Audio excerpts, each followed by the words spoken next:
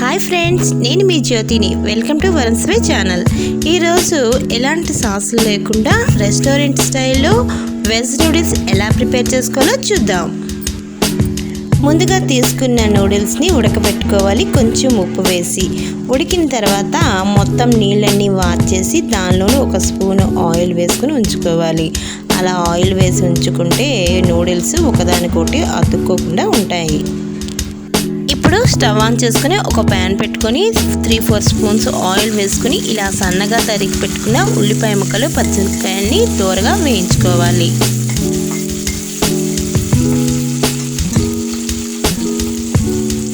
ఇలా ఉల్లిపాయ పచ్చిమిరపకాయలు వేగిన తర్వాత దీనిలో సన్నగా తరిగి పెట్టుకున్న క్యాబేజీ ముక్కలను కూడా వేసుకొని మరి కొంతసేపు వేయించుకోవాలి.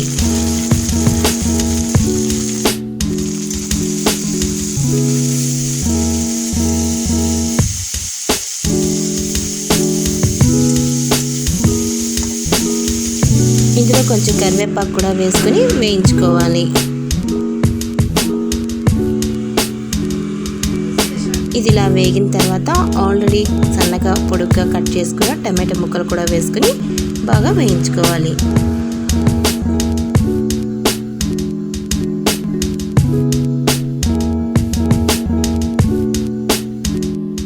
ఇది ఇలా వేగుతుండగా దీనిలోని రుచికి సరిపడ్డ ఉప్పును వేసుకోవాలి.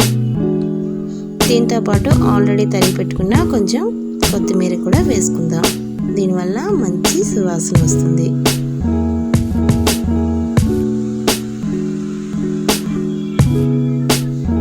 టమాటా ముక్కలు బాగా కలిసిపోయినంత వరకు వేయించుకోవాలండి, అందుకని కొంచెం టైం పడుతుంది. ఇప్పుడు దీనిలోని కొంచెం కారం, ఒక 1/2 స్పూను కారం వేసుకున్నాను. కారం పచ్చివాసన పోయినంత వరకు వేయించుకోవాలి. ఇప్పుడు దీనిలోని 1 స్పూను ధనియా పౌడర్ కూడా వేసుకోవాలి. ఇప్పుడు ఆల్రెడీ ఉడకపెట్టుకున్న నూడిల్స్ని ఇలా పైకి తేలుస్తూ వేసుకోవాలి.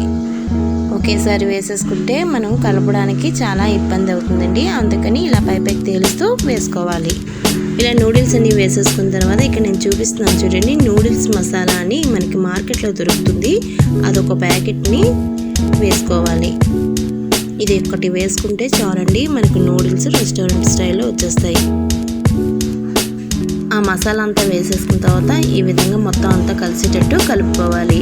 ఫ్లేమ్ని హై ఫ్లేమ్లోనే ఉంచుకొని కలుపుకోవాలి. ఇది ఒక 5 మినిట్స్ ఉంచుకుంటే సరిపోతుంది. చూడండి, ఈ విధంగా ఫోర్క్తో కూడా కలపచ్చు.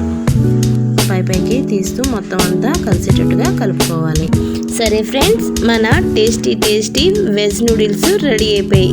అది కూడా రెస్టారెంట్ స్టైల్లోని ఎలాంటి సాసులు ఉపయోగించకుండా చేసాము. ఓన్లీ మనం ఉపయోగించిందల్లా క్యాబేజీ తురుము ఇంకా టమాటా ముక్కలే.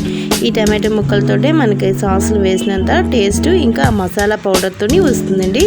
చాలా టేస్ట్గా ఉంది. మీరు కూడా నాలాగా ట్రై చేయండి. నచ్చింది కదా, మరి మీరు కూడా నాలాగా ట్రై చేసి అది ఎలా వచ్చిందో కామెంట్లో పెట్టండి. ఈ వీడియో కనుక మీకు నచ్చినట్లయితే లైక్ చేయండి, షేర్ చేయండి, ఇంకా కామెంట్ చేయండి. ఇలాంటి మరిన్ని వీడియోస్ కోసం మా ఛానల్ని తప్పక సబ్స్క్రైబ్ చేసుకోండి. Thank you for watching.